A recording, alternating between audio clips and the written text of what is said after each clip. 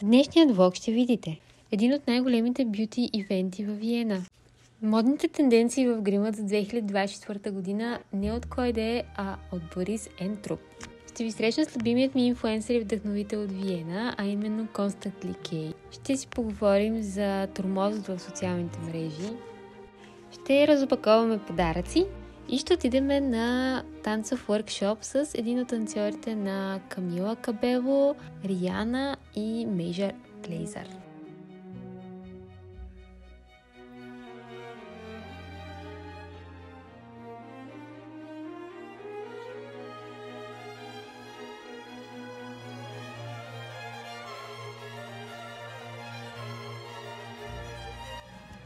Здравейте и добре дошли обратно в моят канал. За тези, които не ме познават, казвам се Боряна и живея във Виена. От тук снимам видеята си на тема живот в чужбина, интересни събития, които посещавам, здравословен начин на живот, спорт и такива разни, според мен, интересни неща. Тази година тук при нас е доста специфична, защото по статистики се оказва може би най-горещата есен в историята на Австрия до сега. Наистина е доста горещо. Преди няколко дни в началото на месец октомври беше все още 28 градуса, което за мен лично е малко скандално, но пък е хубаво, защото може да се разхождате и все още да хапвате сладолет и да пиете кафе навън. Не съм снимала тази година предварителна подготовка, затова направо се мятаме на едно събитие, което аз посещавам за втори път. То е може би най-голямото в сферата на бюти индустрията в Австрия, а именно Madonna Beauty Day. Тази година най-голямото бюти събитие на Австрия се проведе в тази невероятно красива историческа зала на науките, точно в сърцето на Виена. Тук под един покрив бяха събрани марки като Prada, Lancome, Yves Saint Laurent, Sisley, Sensei, Kiehl's, L'Oreal, Bijou Brigitte, Good Hair Day и още много популярни немски и световно известни марки. Тази година, за разлика от миналата година, нещо, което ми направи впечатление е, че събитието беше разделено на два различни етажа. На първия етаж, където бях аз и моят билет 50 евро, ние бяхме с, така да се каже, по-ниския клас марки и имахме goodie bag също така. Но на втория етаж бяха разположени вече марки като Prada, Yves Saint Laurent, Kiehl's, Керастас и други такива, които аз всъщност исках да видя, но не знаех, че моят билет няма да им позволи достъп. Там билетът струваше 70 евро, плюс бар с шампанско и стриди, който всъщност мен ме отказа да си купувам билета, защото си мислих, че само това е разликата. Но няма значение, на нашия етаж всъщност бяха и лекциите, заради които аз посещавам този ивент. Тук вече настъпва и вълнуващата част, всъщност защо аз посещавам този ивент и първото нещо, заради което го посещавам, това е Борис Ентруп. Сега ще ви дам набързо информация за Борис Ентруп. Ако не знаете кой е, Борис Ентруп е най-известният гримьор и стилист в Германия от 2007 година насам. Борис Ентруп е ексклюзивен гримьор на Maybelline Ню Йорк, главен гримьор на Mercedes-Benz Fashion Week, отново за Maybelline Ню Йорк, бюти експерт в най-успешното модно реалити Germany Next Top Model на Хайди Клум, пак отново за Maybelline от 2007 година. Борис Ентруп също така е креативен директор и на огромният немски бранд Babor. Той вече има и собствено ателие, в което може да получите пълно обслужване и чисто нов стайлинг, абсолютно подходящ за вашата възраст, тяло, цвят на кожата, косата и всичко, което е най-добро за вас. Ще ви оставя линк в описанието, за да може да разгледате сайтът му. Това, което Борис Ентруп прави от сцената на Madonna Beauty Day е всяка година предварително да повдига завесата на тенденциите в грима през следващата година. Т.е. случая беше през 2024 година. Той разказа, че вече топлите тенденции в грима, топлите меки тенденции отиват на заден план и отстъпват място на тези, които са по-тежки, по-графични, с по-метални отблясъци. Опушения тежък грим се завръща отново. Тъй, че момичета, вадете очните линии, вадете тежките гримове, опушеното графично око се завръща тази зима. Може би за някоя радост, за други не. Аз съм се гримирала така преди, може би повече от 10 години. Не знам дали бих се гримирала сега така, но това, което много харесвам е всъщност на Борис Ентруп позитивната нагласа и професионализъм, която излъчва от сцената. Както виждате, аз съм силно впечатлена, тъй като той не говори само за бюти страната на красотата. Също така сподели и неговите наблюдения за хубав грим. Най-хубавия грим няма, може би, да ви очуди, че става на силно хидратирана кожа, т.е. вие трябва да се грижите добре за кожата си. Не е нужно според него да имате 10 стъпки в рутината си, за да имате прекрасна кожа, а трябва да имате точните такива за вас. Добре хидратираната кожа позволява една прекрасна основа за грим. Неговия съвет е 5-минутен грим, е много по-добър от никакъв грим. Поговори също така и за големите модерни вежди, които според него не са окей, не седат на всеки добре. Веждите имат посока и тя е една, да бъдат равни.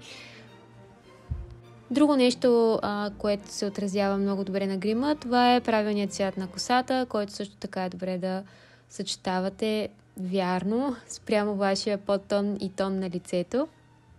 Но стига съм ви занимавала с бюти съвети, все пак аз не съм бюти гуру, затова продължаваме натам с следващият гост-лектор. Както вече ви споменах, следващия човек, който се вълнувах да видя, това беше Constantly K. Аз съм ви показвала в мои влогове нейни събития, благотворителни. Карин Тайгъл е най-известният създател на съдържание, мотиватор, лектор, спортист и виден деец в Австрия. Има собствен подкаст, модна марка, агенция за събития и благотворителност.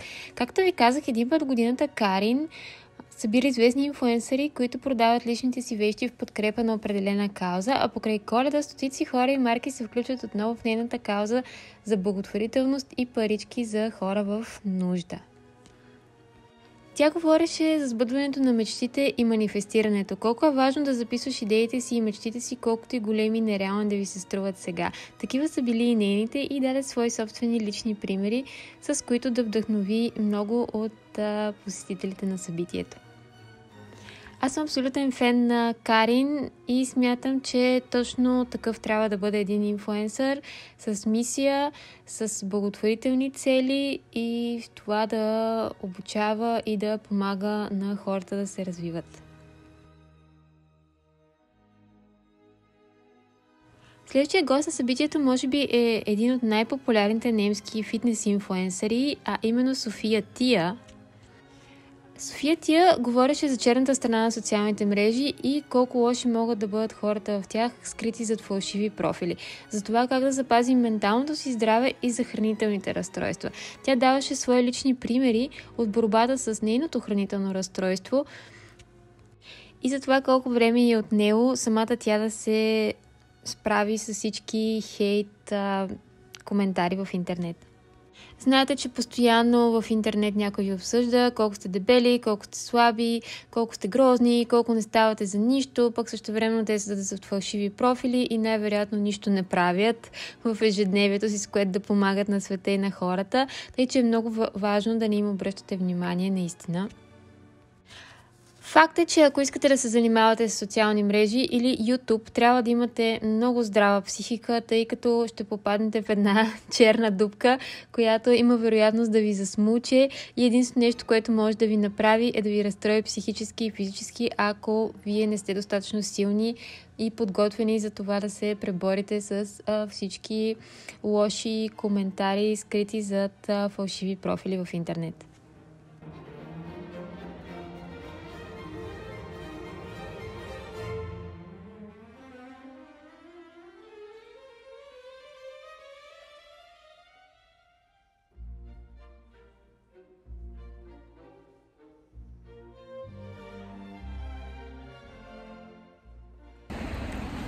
Отиваме да оправим този мес, моята коса. Да видим.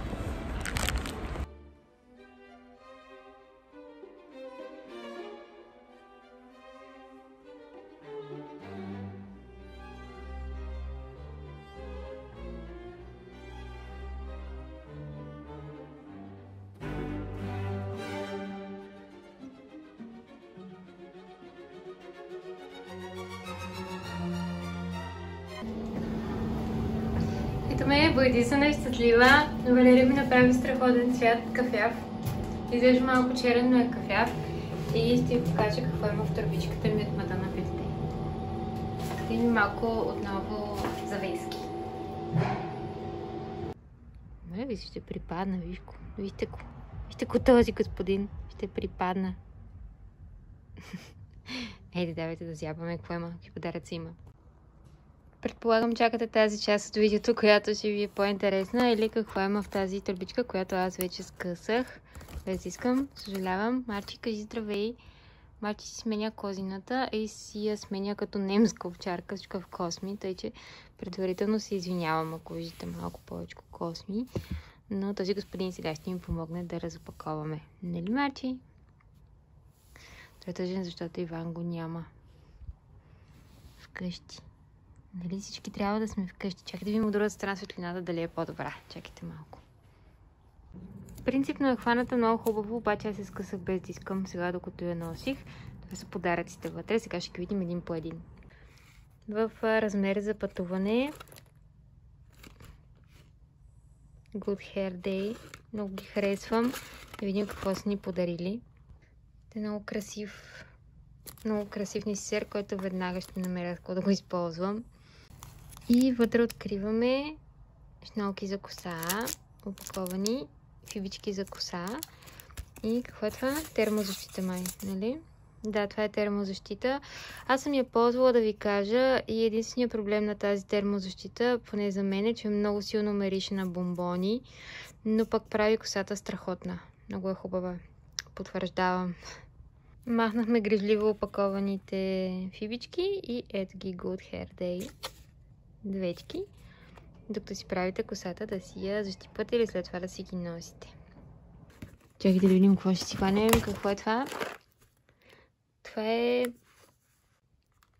Това е домашен кит за ламиниране на вежди, който е от австрийски бранд. Съдържа шишенце с лепило, тубичка с перманентно кафяво, явно, боя, перманентна кафява боя, туба с фиксатор, четчица и това е два апликатора.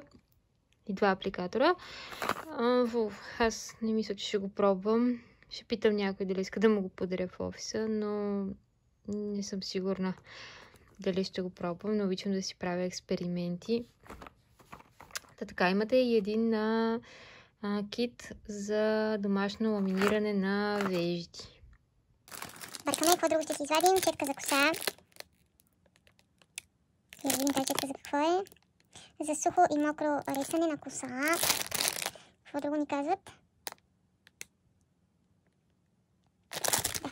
Има подарък и четка за коса, за сухо и мокро рисане.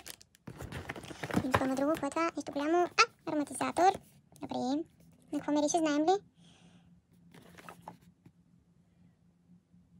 Мирише на праскови и букет от цветя. Нещо сладичко. О, супер, ще го пробваме. Ще видим къде ще си хванем. Какво е това? Само пръсначки. Супер. Какво е един брой, две нощчета? Има един брой. Един брой с две нощчета. Добре, супер. И да видим какво има още вътре. Оп, има още нещо. Пилички за ногти. Два броя. Супер. Какво има тук? Шейк за отслабване. Невероятно. Ако знаете как ги обичам. В кавички. Чакайте да видим сега какво има тук. Чакайте да видим какво има в тези шейкове. Направо, само като видите колко е голям списка. Вижте какво става. Марчи, не барай. Не дей, мишка. Това не са неща за теб. Не дей. Не дей, миши. Айде, дърмучкай си още много. Айде, мишка. Спинката и бибито. Айде, си сайка и... Още маничко работа имаме, да. Така, продължаваме. Тази марка Shape Republic я знам, страхотна е по принцип. Това е шейк за отслабване с шамфастък. Шамфастък е любими ми вкус за каквото и да е, но аз шейкове за отслабване, чайчета и такива разни неща не обичам да пия, особено пък сутрин на гладно. Това е мое мнение. Имам право да го кажа, тъй като имам доста добри постижения в справянето с здравословните ми проблеми, но който иска, ето може да види състава. Има, ето тук вече виждам картофено пюре, соя, инолин. Добре. Whey протеин има, концентрат, има картофно нишесте, соя. Не знам, който иска да влезе види състава. Не знам дали ще го пробвам. Ще го пробвам, що не е така един път. Да видя на вкус какво е. Супер. Ето, може да видите, да си го потърсите и вие. Аз може би ще го пробвам от любопитство, но със сигурност не разчитам на шейкчета, чайчета и алоe за отслабване. Аз нямам и нужда да отслабвам. Тъй, че изглежда супер. Сигурно е вкусен. Ще видим. А защо искат сега да ми е доста? Аз не съм противник на чайовете, алоето и шейковете за отслабване. Просто смятам, че има изключително много нормална, цялостна, вкусна храна, която може да помогне на човек да влезе във форма. Но щом пък има хора, които обичат да пият шейкове, нека да пият. Аз ще го пробвам, защото ми е интересно, но със сигурност не бих искала да отслабвам с шейк. Или пък ако искам да отслабна с шейк или го пия като заместител, имам на BioNTech колесата. И че... Но тази фирма знам, че е хубава, доста момичета я ползват и я рекламират, тъй че може да пробвам да видим. Регенериращ ролон за повдигане на духа. Кускус и рибатон. Енергийна напитка, която съдържа спирулина и коноп. Лосьон за тяло с пасифлора.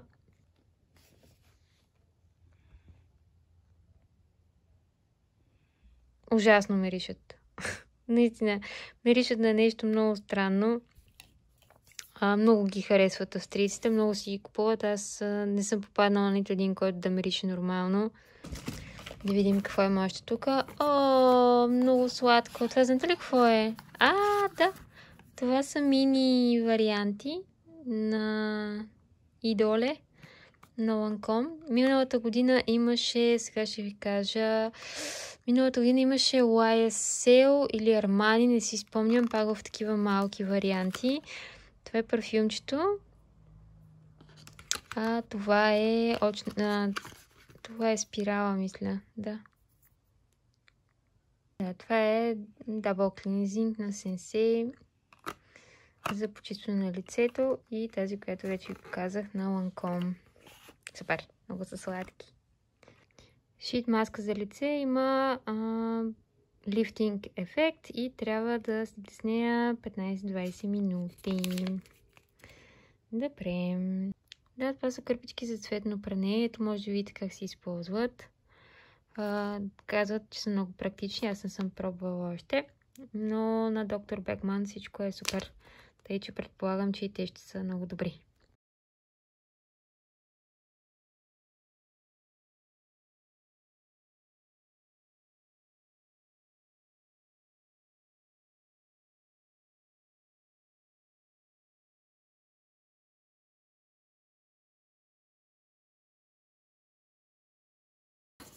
Това е всичко от моята чанта. Доволна съм. Има неща, които ще използвам, има неща, които ще подаря. Готино е. Казват, че ако си купиш билет за 50 евро, подаръците вътре са над 350 евро. Аз няма да ги смятам, не съм толкова дребнава. Много ми харесва сигурно с този подарък. Този несесер много ми харесва, сигурно ще го ползвам. И още няколко неща, другите ще видим къде ще отидат. По направление. Това е моята селекция, която си оставих да тествам. Като за този шейк не съм много сигурна все още. И за този браун кит, тъй като не обичам да си слагам някакви неща по лицето. И косата, и веждите, и ногтите, и миглите. И така. Това също не съм сигурна, но за сега ще го оставя, защото е в срок. И така. Това е. Ще тествам тази четка. Интересно ми е. Добро утро! Ние отиваме на разходка. Дали Марчи? Да са на танци.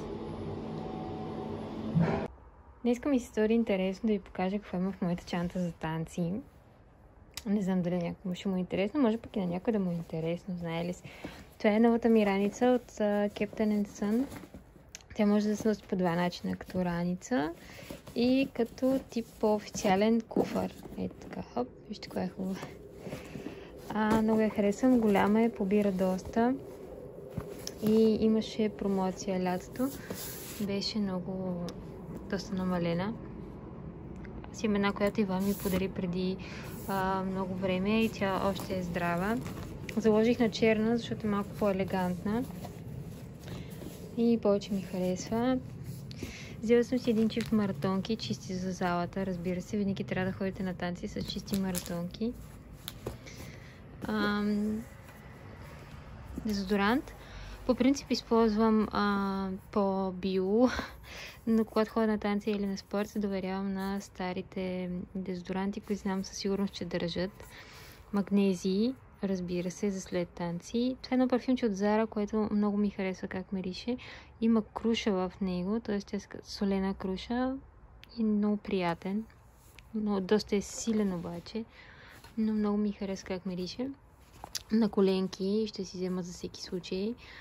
Тези си ги поръчах от Amazon. Ето може да видите. Това е бранда. Поръчах си го от Amazon. Магнезият ми е на Pure. Добавките, които си взимам, са или на Pure, или на Биогена. В случая този е на Pure. И е магнезиум бисглицинат. Препоръчан от моята диетоложка. Специално за моите нужди. Това сме на коленките. Сега ще ги приберем. Токчетата ще си взема за всеки случай, въпреки че днес не съм се записала на такъв workshop. Ще ги взема да са в мен. Тези са ми от Чуела. Само че си ги поръчах без искам един размер по-малки. Малко ми стърчи пръста, не са ми много удобни. Обаче така е. Първи път, като си поръчвам някакви неща за пръв път. Като си поръчвам някакви неща, не винаги ги оцелвам, както и в случая с тези топчета. Малко са ми малки, но мисля, че с времето мога да свикна с тях. Аз ще си поръчам и други в черно, но този модел много ми хареса. Ще ви оставя линк. Разбира се, резервно сухо бельо. Танцорите знаят, чорапи още едни сухи. Тук имам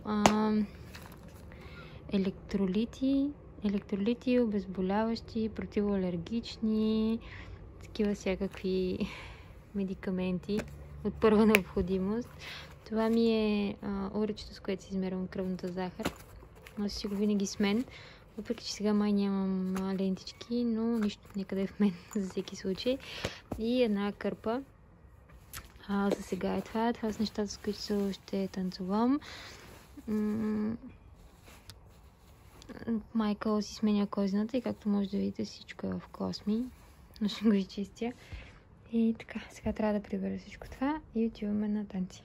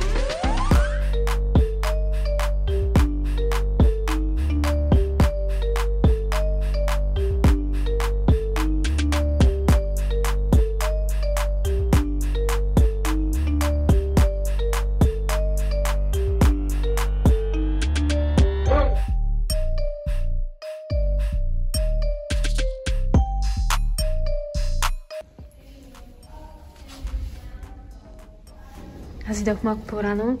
Има high heels в момента. Аз не съм още сигурна дали се справям добре с high heels. Срам ме да нося хип-хопа да стане.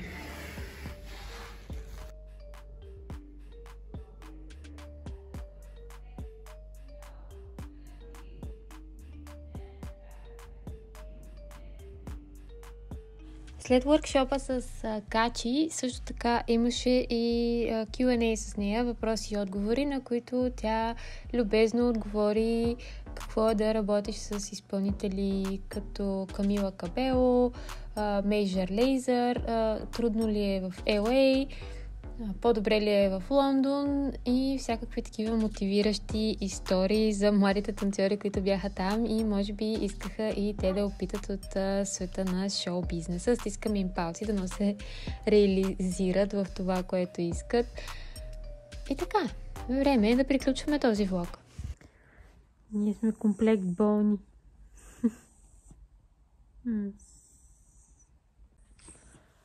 Здравейте, YouTube, ние сме болни.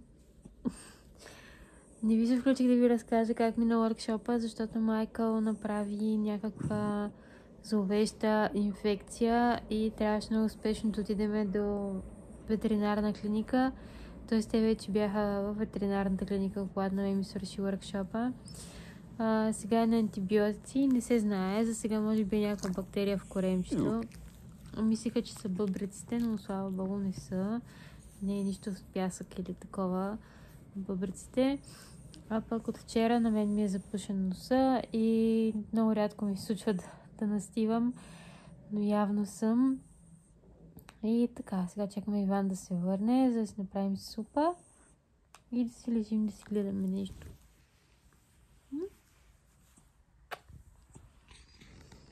Кажи на хората защо се разболя. Кажи на хората.